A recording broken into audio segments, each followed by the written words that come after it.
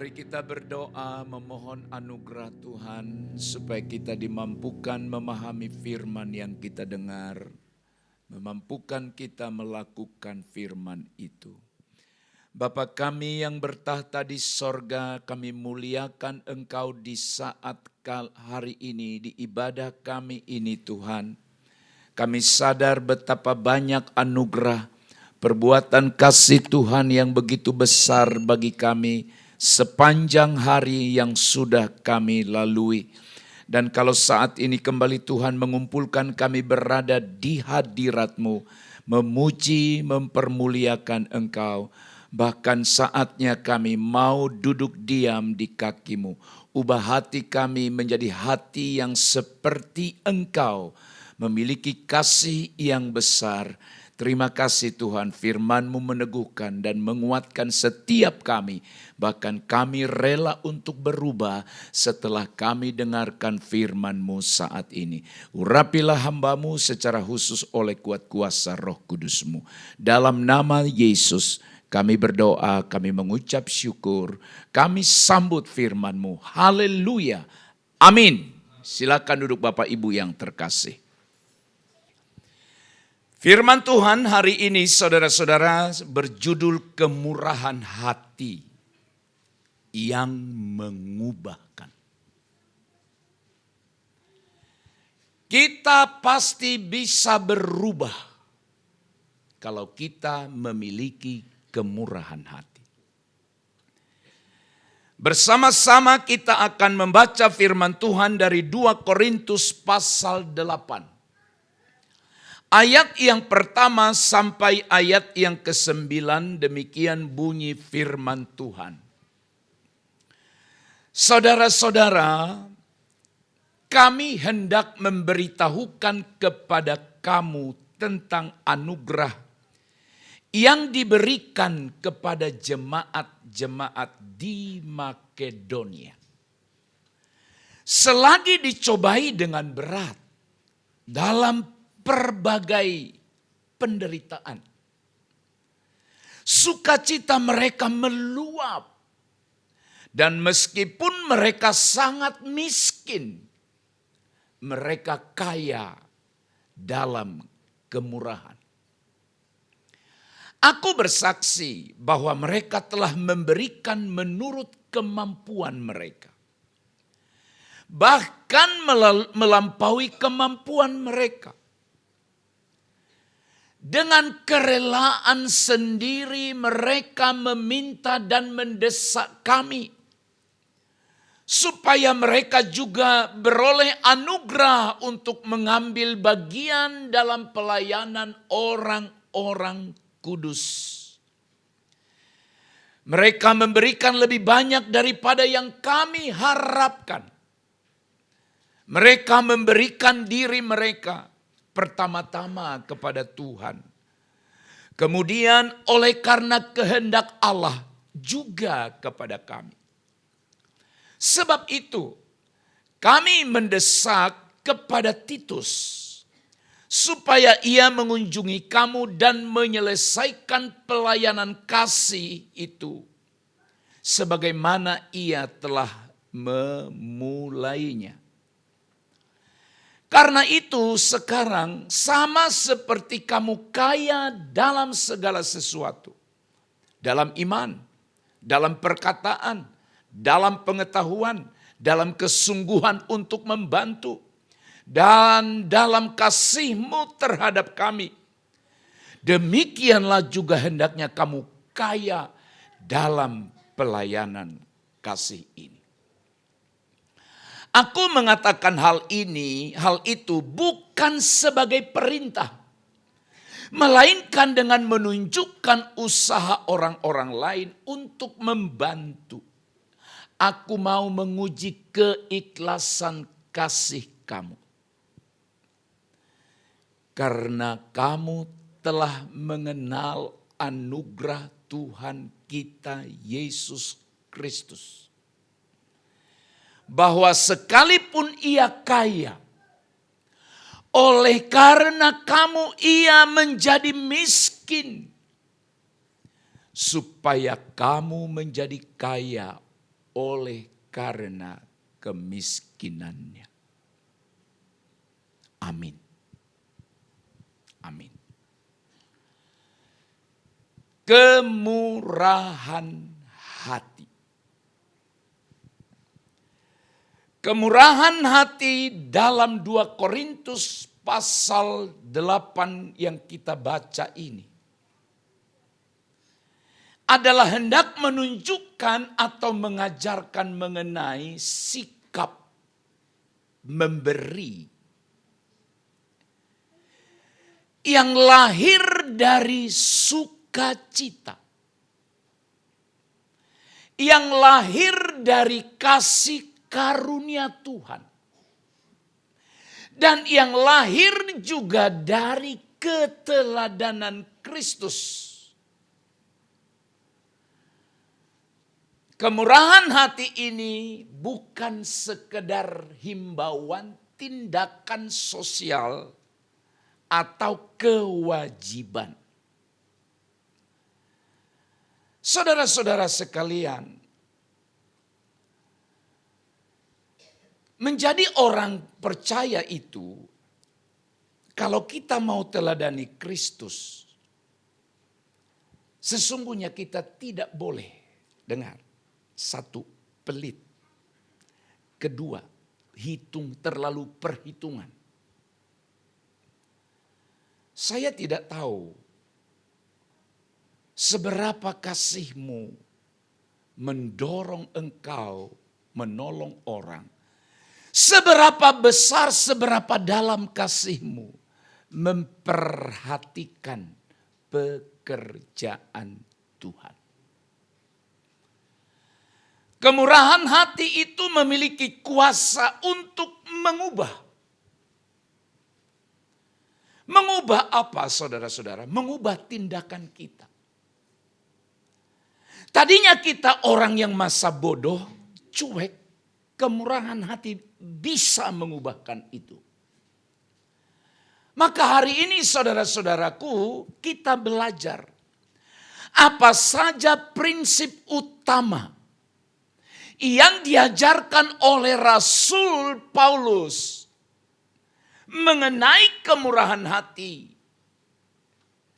Belajar dari gereja atau jemaat di Makedonia dalam 2 Korintus 8 ayat 1 sampai 9. Ada beberapa prinsip yang olehnya kita belajar dari jemaat gereja di Makedonia mengenai kemurahan hati, kerelaan mereka untuk memberi atau berkorban.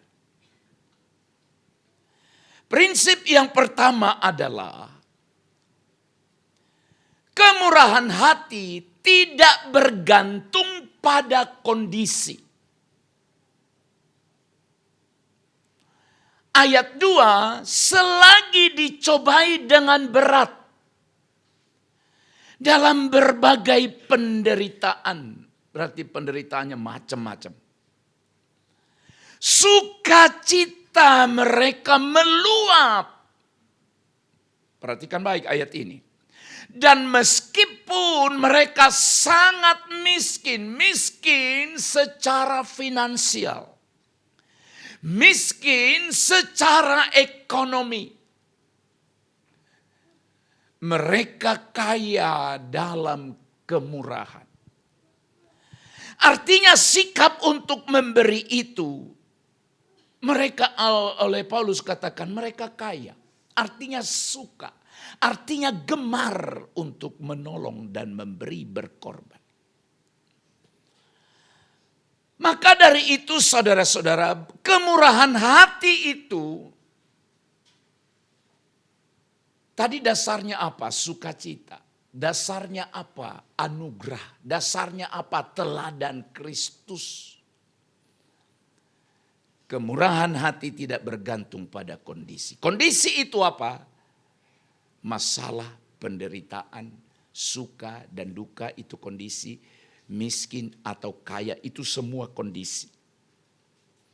Makanya selagi atau kalau saudara bilang nanti kami akan berbuat. Kalau kami sudah berkecukupan atau berkelimpahan. Dengarkan baik-baik kalimat ini. Sampai kapanpun seumur hidupmu, engkau tidak akan pernah merasa cukup. Apalagi sampai kelimpahan. Jemaat Makedonia, saudara-saudara,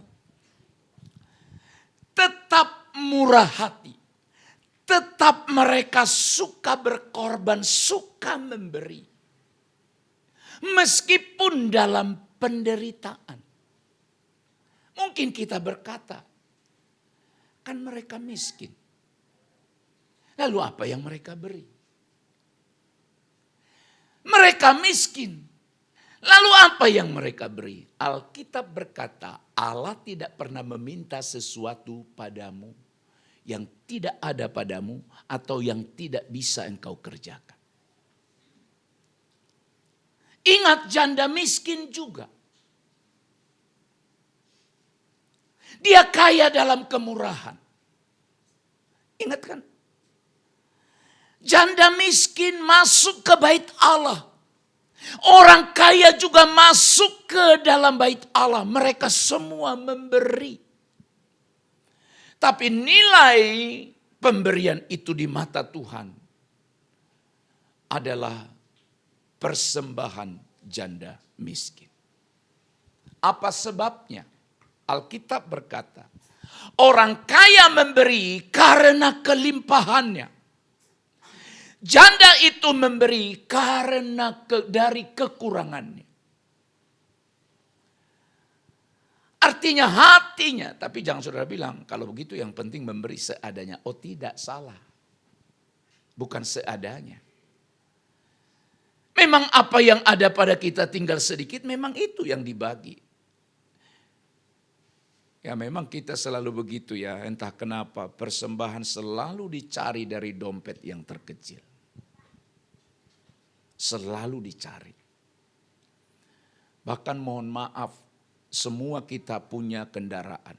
Engkau parkir sepeda motor, kasihlah 1.000. Kasih 1.000 sama tukang parkir itu. Apa enggak dimaki kita? Sepeda motor, berapa Ezra? Yon, berapa sepeda motor parkir? 3.000. Oke, 2.000, oke lah.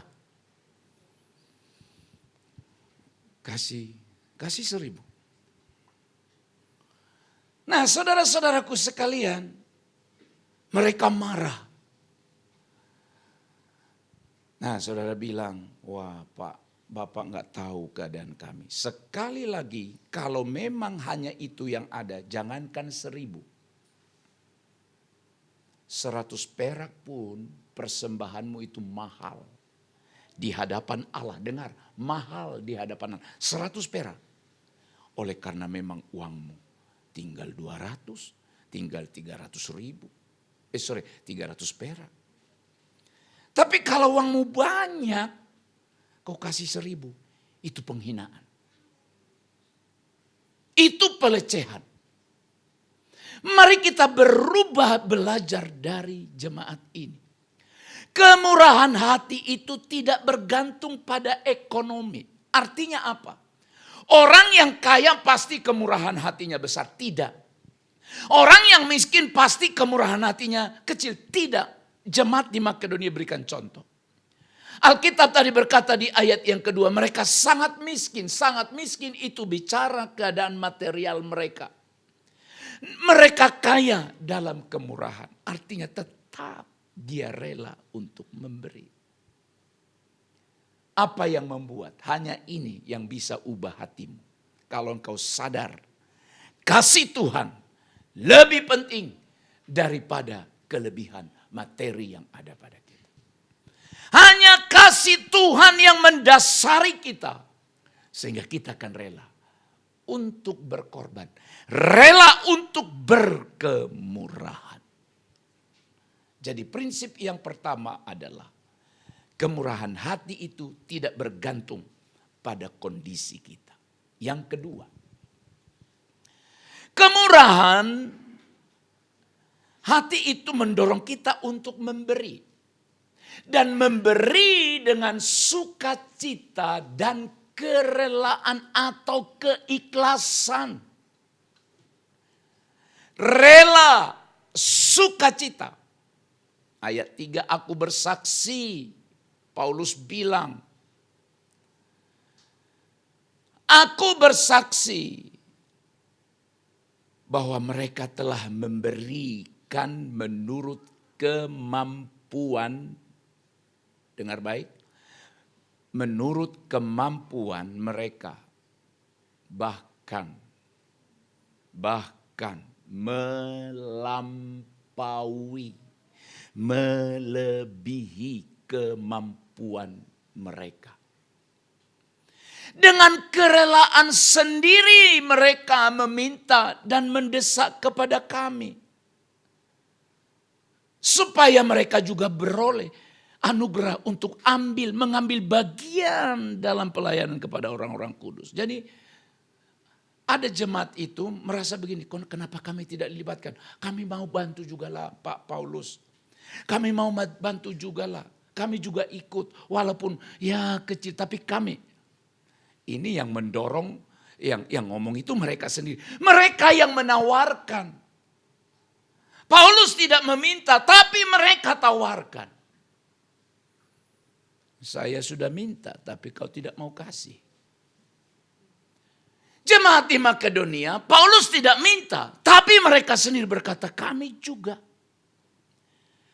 Saudara-saudara, jemaat Makedonia itu memberi melampaui batas kemampuan mereka. Wow. Pertanyaannya adalah apa yang membuat seseorang mampu memberi melampaui batas kemampuannya? Karena dia sadar. Hanya ini, karena ini dia sadar. Apa yang ada padaku itu bukan milikku. Aku bukan pemilik, tetapi pengelola. Prinsip kita sebagai orang percaya, apa yang ada pada kita itu bukan milik kita. Bukan. Tetapi Tuhan mempercayakan kepada kita, lalu kita kelola, atur dengan baik.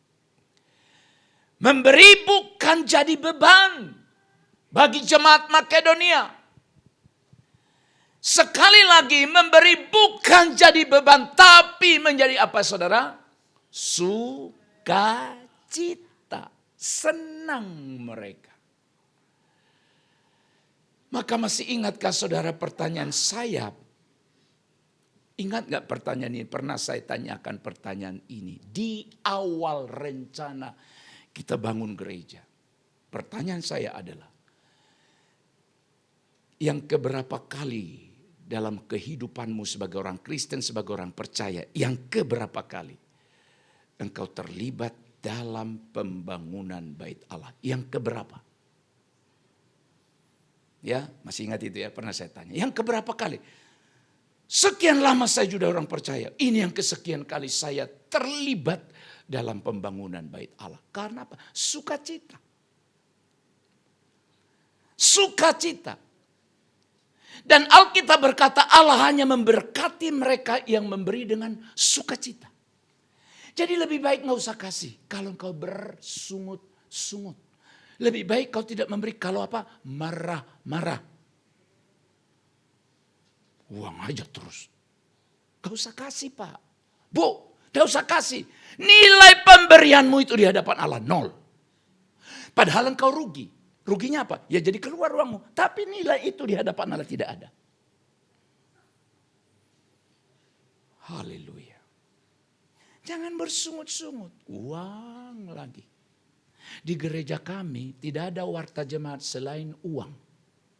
Kau sudah beritahukan itu kan kepada gereja di luar jemaat ini. Itu kan kau beritahukan.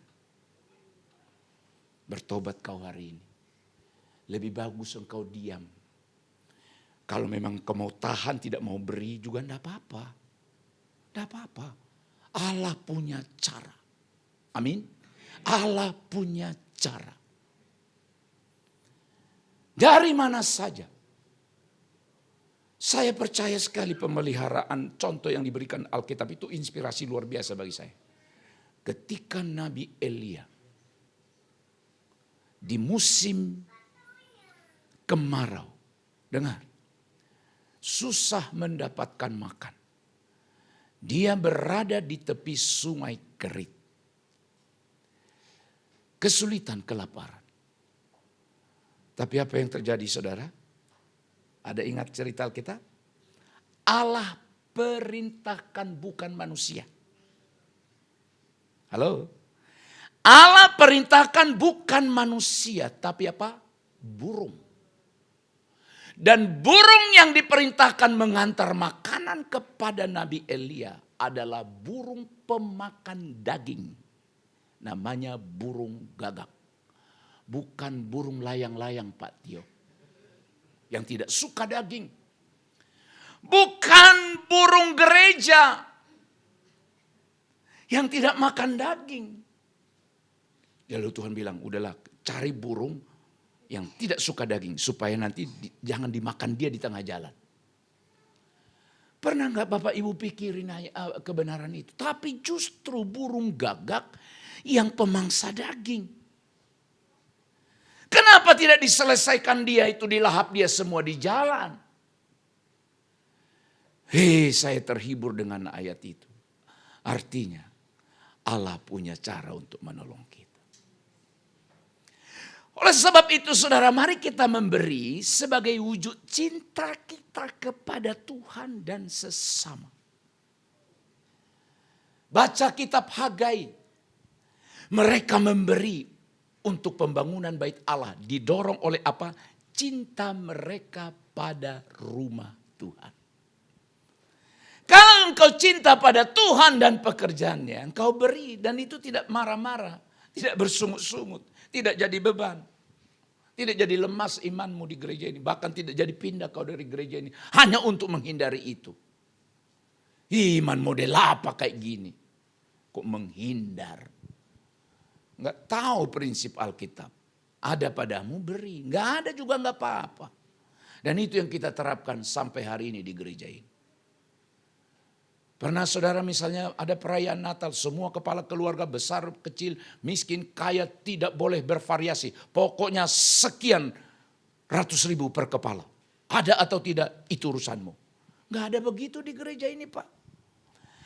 Karena itu tidak sesuai dengan prinsip Alkitab. Yang kita beri, yang kita lakukan adalah seberapa yang kau mampu. Tapi alangkah berdosanya kita. Kita mampu memberi besar. Mampu, tapi kita kasih beri seadanya.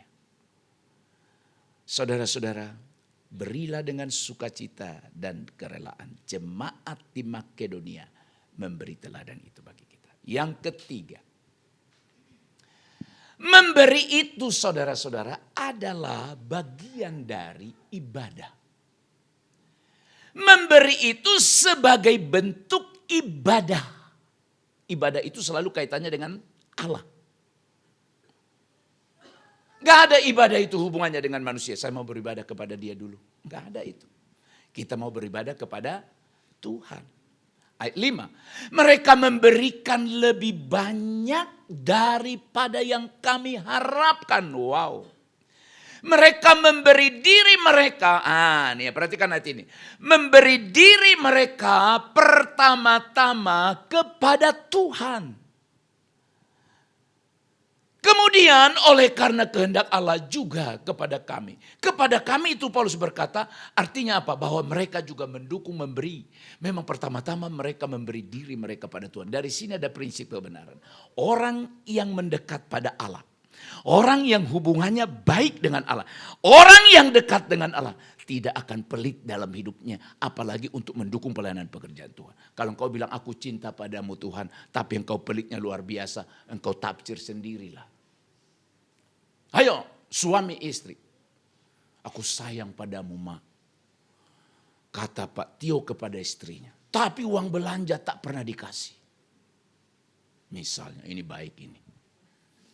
Aku sayang padamu. Tapi keperluan di rumah, gajinya tidak pernah kasih 100%. Hanya 35%. Selebihnya untuk dia. Mana sayangnya? Nah, saudara-saudara, itu contoh sederhana. Jadi kalau kita bilang aku cinta padamu Tuhan, tafsirkan baik-baik. Cinta sayang pada Tuhan itu apa? Bukan hanya sekedar hadir di gereja. Kecintaan kita juga pada Tuhan adalah bentuk kepedulian, bagian juga dari kepedulian kita terhadap pekerjaannya. Jemaat Makedonia menyerahkan diri mereka kepada Tuhan sebelum mereka memberi. Memberi itu bukan hanya soal uang. Amin. Memberi itu bukan hanya soal uang. Hatimu, waktumu. Betapa banyak orang egois sekarang. Mana peduli dia dengan Tuhan. Yang penting keinginannya tercapai. Hati-hati ya, dengar ini saya mau ingatkan jemaat. Hati-hati kata ini jangan pernah terucap dari mulut kita. Dengar, apa itu? Jangan sampai pernah kalimat ini terucap dari mulut kita atau muncul di hati kita. Aku sibuk Tuhan. Gak ada waktu. Itu kata yang kutakutkan. Benar, saya takut sekali dengar itu. Jangan sampai pernah muncul itu di hati saya. Sibuk saya Tuhan, sibuk. Gak ada waktu. Sebenarnya Tuhan gak butuh kita juga. Dia juga bisa kerjakan apapun. Tapi dia mau pakai kita sebagai kawan sekerjanya. Dan suatu saat siapapun manusia di dunia ini, sehebat apapun. Berulang-ulang saya katakan, suatu saat dia akan sampai pada titik di mana dia tidak bisa berbuat apa-apa. Dengar ini. Sehebat apapun, sekaya apapun, seterkenal apapun, ada waktunya. Sekarang dia pada top, pada posisi tertinggi. Suatu saat dia akan turun pada bagian level paling bawah. Di mana dia sudah tidak bisa berbuat apa-apa. Bisa karena penyakit, bisa karena faktor usia. Lalu di saat itu tidak bisa berbuat apa-apa. Jabatannya yang ada dulu, gelarnya yang ada, uangnya yang ada itu tidak bisa mampu menopang dia. Maka di situ dia mulai berkata, Tuhan, tolong aku. Kalau Tuhan bilang maaf, aku sibuk. Jangan pernah ngomong itu. Kau harus sadar, aku punya ini karena Tuhan berkati. Aku ini karena Tuhan berkati. Itu prinsip kita orang percaya. Nah oleh sebab itu saudara, tidak heran orang jadi pelit. Hubungannya pun dengan Tuhan itu pasti bermasalah.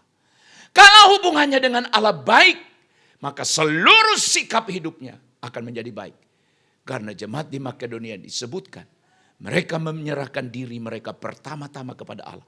Dan juga memberi diri mereka kepada kami, kata Paulus. Artinya mereka mendukung pekerjaan Tuhan yang mereka rencanakan. Ketika kita menyerahkan hidup kita kepada Tuhan, maka memberi menjadi bagian dari ibadah.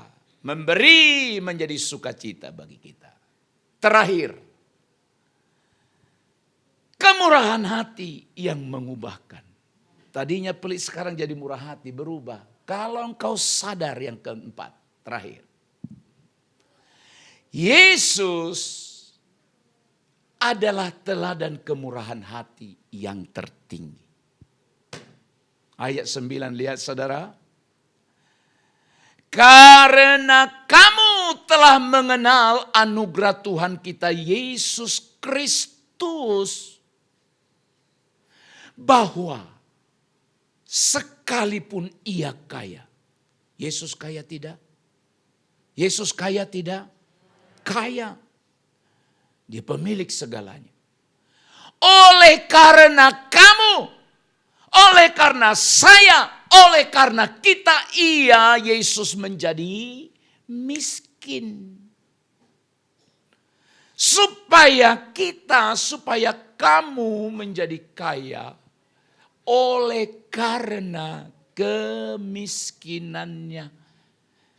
Dia rela menjadi miskin. Yang penting saudara dan saya kaya.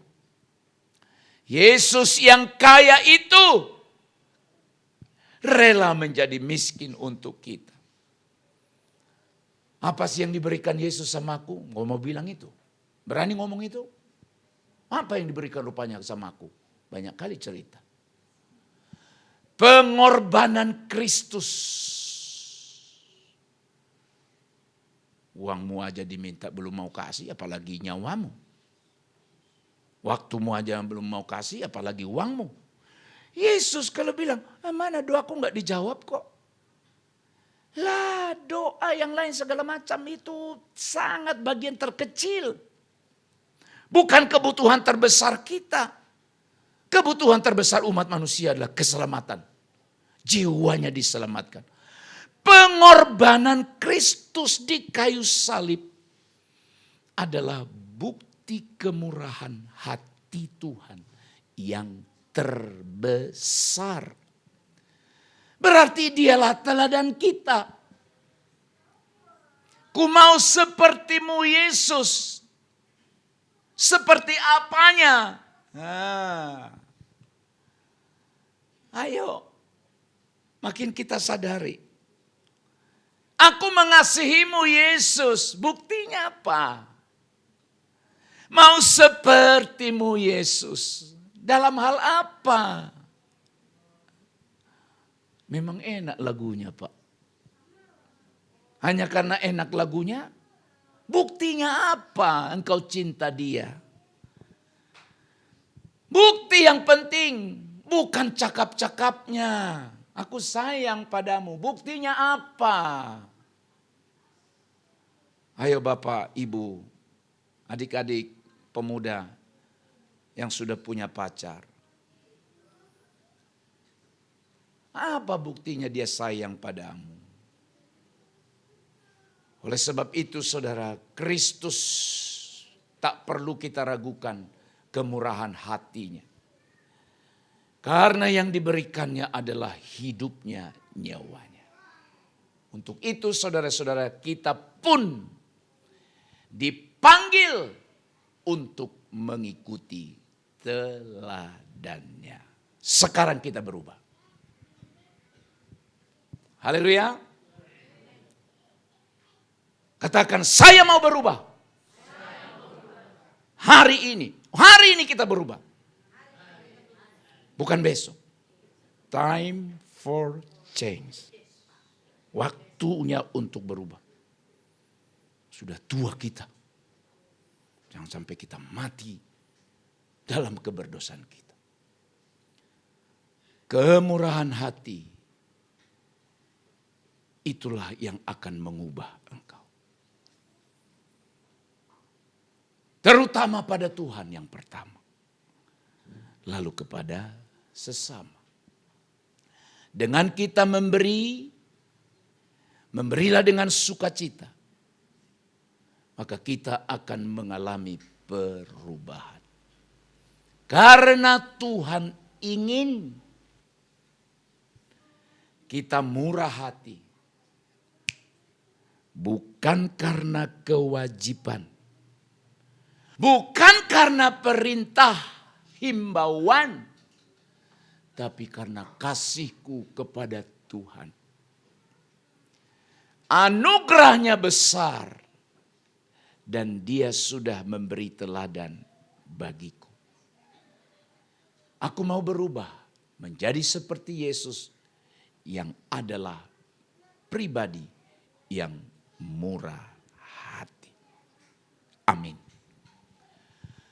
Kami mengucap syukur buat kebenaran pada saat ini firman yang hidup dan luar biasa. Belajar dari jemaat Makedonia. Walaupun mereka mengalami berbagai penderitaan, miskin secara materi. Tapi mereka kaya dalam kemurahan.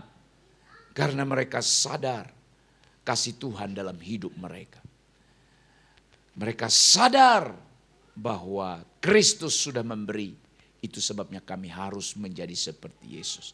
Bapak, terima kasih untuk firman ini, menghidupi kami hari ini, dan menolong kami supaya kami mampu untuk berubah. Kami mau murah hati sebagaimana Engkau mengajar kami. Terima kasih Tuhan, dalam nama Yesus kami berdoa. Haleluya. Amin.